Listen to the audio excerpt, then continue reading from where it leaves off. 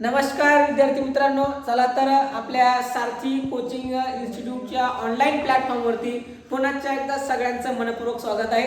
बरेच 2-3 दिवस झाले आपले व्हिडिओ आले नाही, त्याबद्दल क्षमस्व।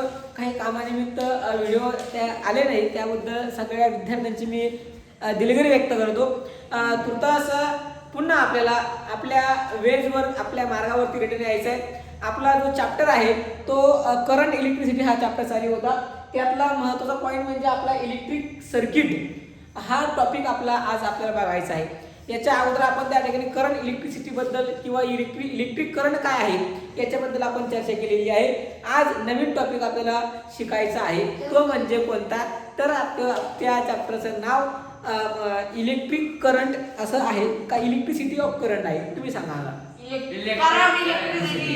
म्हणजे दोन्ही नाव मी सांगितलेले वेगळे, तर तुमचं लक्ष आहे किंवा नाही आहे हे चेक करण्याकरता मला हा प्रयोग करावा लागतो। लक्ष वेगळं, आपल्या चॅप्टरचं नाव आहे करंट इलेक्ट्रिसिटी आणि त्यातला टॉपिक आपण बघतोय इलेक्ट्रिक सर्किट। कोणता?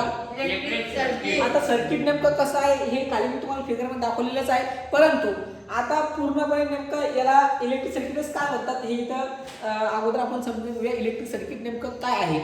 आता बघा, अ कंटिन्युअस पाथ अगोदर इलेक्ट्रिक सर्किटची आपल्याला काय दिलेली आहे, इथे डेफिनेशन दिलेली आहे, ठीक आहे। मग आता इलेक्ट्रिक सर्किट अगोदर आपण बघूया। A continuous path, it is not a conductor, this are the continuous, ठीक आहे। तर हा वर्ड आहे a continuous path of an electric current through a conducting wire connected to the two ends of a cell and other resistance is called an electric circuit। नेमकं electric circuit म्हणजे काय भागवत, तर बघा काय सांगितलंय, अ कंटिन्युअस पाथ हा एक प्रकारचा कसा पाथ आहे, कंटिन्युअस पाथ आहे, हा कुठेही न थांबलेला पाथ नाही। म्हणजे एक प्रकारचं हे जे काही आपल्याला इलेक्ट्रिकचा जो काही रस्ता दिसतोय तर तो कसा आहे, कंटिन्युअस आहे, तो कुठेच त्या ठिकाणी थांबलेला नाहीये। मग इलेक्ट्रिक करंट थ्रू, मग याच वायरच्या थ्रू काय होतो की इलेक्ट्रिक जो काही करंट आहे तो पास आउट होतो कुठं, पूर्णपणे या स्ट्रक्चर मध्ये। मग electric current through conducting wires, मग हे जे काय आहे तर हे काय आहे, तर ही जी लाईन दाखवली ही काय वायर आहे, काय वायर, आणि ह्या वायरच्या थ्रू त्या ठिकाणी इलेक्ट्रिक करंट काय होतो, पास आउट होतो कशातनं, या पूर्ण होल सर्किट मधनं। मग वायर्स कनेक्टेड असताना काय होतं, connected to the two ends of a cell, आणि हा जो काही वायर दिसतोय तुम्हाला, ही लाईन जी दिसते हा एक प्रकारचा काय वायर आहे, आणि हा वायर त्या ठिकाणी काय आहे तर ह्या सेलला काय कनेक्ट आहे। हा एक इलेक्ट्रिकचा सेल आहे आणि इलेक्ट्रिकच्या सेलला हे जे दोन वायर आहेत तर दोन्ही वायर दोन्ही एंडला काय केलेले आहेत आपण कनेक्ट केलेले आहेत। आणि मग जर समजा यातनं आपल्याला कनेक्ट केलं असताना काय घडतं की the two ends of a cell and other resistance is called an electric circuit. म्हणजे आपल्याला काय सांगता येईल की ह्या सर्किट मध्ये काय आहे, एक बॅटरी आहे, ठीक आहे, नंतर त्याच्यामध्ये वायर आहे, बरोबर आहे, आणि वायर असून त्याच्यामध्ये पुन्हा काय रेजिस्टन्स आहे, काय रेजिस्टन्स आहे, आणि या सगळ्या सर्किट मधनं काय फ्लो होतोय, इलेक्ट्रिक करंट त्या ठिकाणी फ्लो होतोय, त्याला आपण काय म्हणतो, इलेक्ट्रिक सर्किट म्हणतो। काय म्हणतो, इलेक्ट्रिक सर्किट। समजलं तुम्हाला इलेक्ट्रिक सर्किट काय आहे। आता ही झाली त्याची इलेक्ट्रिक सर्किटची काय डेफिनेशन, काय झाली डेफिनेशन। आता यातला आपल्याला पॉईंट बघायचे। पहिला पॉईंट काय सांगितलाय की in this circuit ammeter is use to measure current. मग जो काही सर्किट आहे या सर्किटमध्ये वापरलं काय, ॲमीटर वापरलंय। ॲमीटर कशाकरता वापरले, तर त्या ठिकाणी मेजर करंट मोजण्याकरता करंट मोजल्या जातं कोणत्या इन्स्ट्रुमेंटना, तर ॲमीटरनं। ठीक आहे, नाही युनिट नाही, ते काय एक प्रकारचं यंत्र आहे, काय एक प्रकारचं यंत्र आहे, एक प्रकारचं मशीन आहे, काय मोजण्याकरता, करंट मोजण्याकरता। करंट जर आपल्याला मोजायचं असेल एखाद्या वायर मधला तर करंट मोजण्याकरता ॲमीटर हे एक प्रकारचं यंत्र आहे, तर ते यंत्राचा वापर आपण त्या ठिकाणी करतो। नंतर आहे व्होल्टमीटर, हे सुद्धा एक प्रकारचं काय मशीनच आहे, ठीक आहे। Voltmeter measure the potential difference between the resistor, ठीक आहे। व्होल्टमीटर सुद्धा एक प्रकारचं काय तर मशीन आहे, आणि हा व्होल्टमीटरच्या माध्यमातून आपण काय करू शकतो की कुठलंही जे काही सर्किट असेल त्या कुठल्याही सर्किट मधला आपल्याला पोटेन्शियल डिफरन्स काय करता येतो, मेजर करता येतो, म्हणजे मोजता येतो, ठीक आहे। नंतर आता ही जी काही फिगर आहे, फिगर मध्ये दिलेलं काय, तर हे जे दाखवलं इथं हे ॲमीटर आहे, लावलेलं काय पाहिजे स्थानावर ॲमीटर, त्याला सुद्धा त्या ठिकाणी प्लस आणि मायनस -4 त्या ठिकाणी बघायला मिळतो। नंतर हे इथं काय आहे व्होल्टमीटर आहे, ठीक आहे। नंतर हा काय तर ही जी काही कर्व लाईन दिसते तुम्हाला, तर हे एक प्रकारचा रेजिस्टन्स आहे, ठीक आहे. नंतर इथे दाखवलेलं आहे प्लस आणि मायनसचा, तर हा एक प्रकारचा आपला काय सेल आहे. काय एक आपला सेल आपल्याला बघायला मिळतो, प्लस मायनसचा इलेक्ट्रिक सेल आहे. नंतर हे जे आहे हे काय तर प्लग की आपण याला म्हणतो. म्हणजे आता हे जे आहे तर हे त्या ठिकाणी चालू आहे बरोबर, पण जर त्या ठिकाणी यातला जर डॉट निघून गेला तर याचा अर्थ हे काय बंद आहे. समजलं का? आता हा डॉट त्याच्यामध्ये दिलाय म्हणजे त्या ठिकाणी सर्किट काय कंटिन्युअसली चालली आहे. समजलं का? ठीक आहे. डॉट किंवा त्या ठिकाणी एक लाईन जर आपण दिली तर त्यात तो जो काही सर्किट आहे तो चालू होतो. परंतु जर तो आपल्याला बंद करायचा असेल तर त्याला अशा प्रकारे आपल्याला काय करता येतो, बंद सुद्धा करता येतो.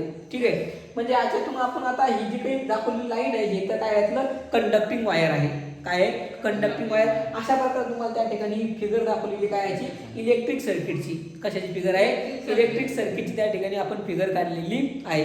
अशा प्रकारे तुम्हाला हा इलेक्ट्रिक सर्किटचा पॉईंट त्या ठिकाणी नक्कीच कळला असेल. तर तुम्हाला या पॉईंटचा जर त्या ठिकाणी स्क्रीनशॉट घ्यायचा असेल तर लगेच तुम्ही घेऊ शकता.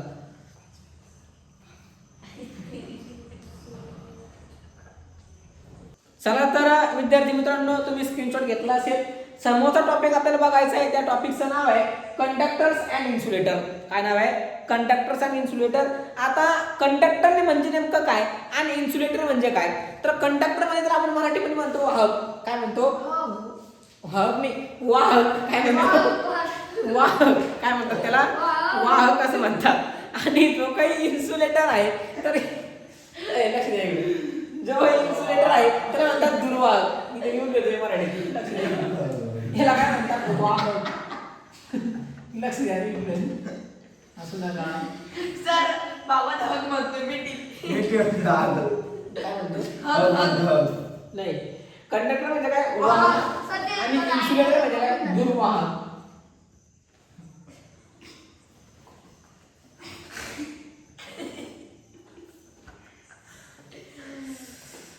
ठीक आहे. काय म्हणतो त्याला? दुर्वाहक असं त्याला आपण म्हणतो. ठीक आहे. किंवा दुर्वाहक तुला त्याला म्हणतात. किंवा फक्त जर तुम्हाला वाहक शब्द समजला तर हा तुम्हाला लक्षात राहू शकतो. कोणता? दुर्वाहक. ठीक आहे. हा. मग आता आपल्याला बघायचं काय तर इन्सुलेटर. काय बघायचंय? इन्सुलेटर म्हणजे काय? लक्ष द्या. किंवा त्या ठिकाणी जो काही कंडक्टर आहे ते आपल्याला बघायचंय. मग जे वाहक आहेत आणि जे इन्सुलेटर आहेत तर याच्यामध्ये नेमका फरक काय? लक्ष द्या. पेपर तुम्हाला विचारलं जाऊ शकतं की the distinguish between the conductor and the insulator. ठीक आहे. एखाद्या सर्किट मधला कंडक्टर कोणता आहे आणि एखाद्या सर्किट मधला इन्सुलेटर कोणता आहे हे तुम्हाला ओळखता आलं पाहिजे. मग बघा, दोन substances which have very low resistance are called conductor. म्हणजे बघा कंडक्टर म्हणजे काय की ज्या सबस्टन्स मधून काय होतं की व्हेरी म्हणजे खूप कमी रेझिस्टन्स जो आहे तो वाहून नेला जातो, तो आहे कंडक्टर. म्हणजे सर्किट आहे त्या सर्किट मधनं काय होतंय तर इलेक्ट्रिसिटी वाहते, परंतु कशी वाहते? लो वाहते. अगदी कमी. काय? अगदी कमी वाहते. कमी त्याच्यामध्ये जो काही पोटेन्शियल डिफरन्स आहे, रेझिस्टन्स जो आहे तर तो त्या ठिकाणी आपल्याला कमी बघायला मिळतो. म्हणून तर आपण काय म्हणतो? कंडक्टर. ठीक आहे. लो असणाऱ्याला कंडक्टर म्हणतात. मग पुढे काय दिलंय की दोन substance which have extremely high resistance and through which current can not flow are called insulator. मग इन्सुलेटर म्हणजे काय तर याच्या अपोजिट, कंडक्टरच्या अपोजिट काय? इन्सुलेटर आहे. मग आता कंडक्टर मध्ये आपण काय सांगितलं? कमी रेझिस्टन्स. कसा आहे? रेझिस्टन्स कमी आहे. तर इन्सुलेटर मध्ये त्या ठिकाणी रेझिस्टन्स कसा आहे? हाय. काय सांगितलंय? मग आता इथे तुम्हाला सांगता येईल की दोन सबस्टन्स असे जे काही पदार्थ आहेत की ज्या पदार्थामध्ये काय होतं की अशा एखाद्या वायरमध्ये किंवा एखाद्या सर्किटमध्ये खूप जास्त एक्स्ट्रीमली हाय रेझिस्टन्स त्या ठिकाणी काय केला जातो? वाहून नेला जातो. काय केला जातो? वाहून नेला जातो. And through which current can not flow. आणि याच्यातून त्या ठिकाणी जो काही करंट आहे करंट कॅन नॉट त्या ठिकाणी फ्लो होऊ शकत नाही. अशाला आपण काय म्हणतो? इन्सुलेटर. ठीक आहे. काय सांगितलं की दोन substance which have extremely high resistance. याच्यामध्ये खूप जास्त रोध आहे. रेझिस्टन्स म्हणजे काय तर एक प्रकारचा रोध. मग जर समजा एखाद्या सर्किटमध्ये जर रोध असेल, काय असेल? रोध असेल, खूप मोठा प्रकारचा त्याच्यामध्ये अडथळा जर येत असेल तर त्यावेळेस त्या वायरमधनं इलेक्ट्रिसिटी वाहून जाऊ शकते का तर नाही जाऊ शकत. आणि कंडक्टर म्हणजे काय? असा वाहक की ज्याच्यातनं जी काही इलेक्ट्रिसिटी आहे ती एकदम सुरळीतपणे आणि फ्रीपणे काय होऊ शकते? वाहून जाऊ शकते. त्याला आपण त्या ठिकाणी काय म्हणतो? कंडक्टर. समजलं का? म्हणजे एखाद्या सर्किटमध्ये रेझिस्टन्स आहे, परंतु तो रेझिस्टन्स असताना सुद्धा त्यातून इलेक्ट्रिक करंट काय होतोय? फ्लो होतोय. तो झाला कंडक्टर. परंतु एखादा हे काय इलेक्ट्रिक सर्किट आहे आणि त्या इलेक्ट्रिक सर्किट मध्ये जो रेजिस्टन्स बसवलाय, काय बसवलाय, रेजिस्टन्स बसवलाय, परंतु त्या रेजिस्टन्स मधनं काय होऊ शकत नाही फ्लो, तर इलेक्ट्रिक करंट फ्लो होऊ शकत नाही. अशाला आपण काय म्हणतो, इन्सुलेटर. काय म्हणतो, इन्सुलेटर. समजा जर आपण असं एक इलेक्ट्रिक सर्किट जर आपण काढलं, ठीक आहे, आणि इलेक्ट्रिक सर्किट मध्ये इलेक्ट्रिक सर्किट काढल्याच्या नंतर याच्यामध्ये जर समजा आपण काय केला, एक असा हे बसवला, काय म्हणतात त्याला, रेजिस्टन्स बसवला, बरोबर, ठीक आहे. तर मग ह्या रेजिस्टन्स मधून जर त्या ठिकाणी इलेक्ट्रिक करंट जर फ्लो होत असेल तर हा झाला आपला इन्सुलेटर. परंतु कंडक्टर झाला, सॉरी काय झाला, कंडक्टर झाला, काय झाला, कंडक्टर.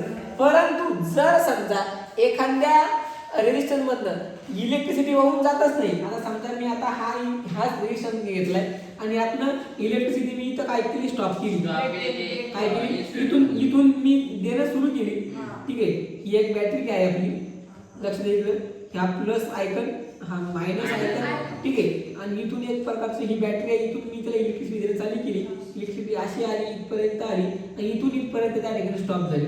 कारण का, मी त्याला काय केलं, एक प्रकारचा मोठा रेजिस्टन्स लावलाय. मग रेजिस्टन्स जर लावला तर पुढे जी इलेक्ट्रिसिटी आहे ती वाहणार नाही, म्हणजे ती इथंच त्या ठिकाणी काय होईल, स्टॉप होईल, त्याच्यापुढे जाणार नाही. म्हणजे त्या ठिकाणी इथं जो काही रेजिस्टन्स तयार झालाय तो हाय आहे. कसा आहे, हाय. सगळ्यात जास्त रेजिस्टन्स तयार झाला, सगळ्यात जास्त रोध तयार झालाय, म्हणून याला आपण काय म्हणू शकतो, इन्सुलेटर. समजलं का तुम्हाला? असा फरक तुम्हाला लक्षात ठेवायचा कशातला, कंडक्टर अँड इन्सुलेटर म्हणला. तर तुम्हाला निश्चितपणे त्या ठिकाणी कंडक्टर आणि इन्सुलेटर कळलं असेलच, ठीक आहे. तर तुम्हाला स्क्रीनशॉटसाठी 2 मिनिटाचा वेळ आहे, लगेच स्क्रीनशॉट काढून घ्या.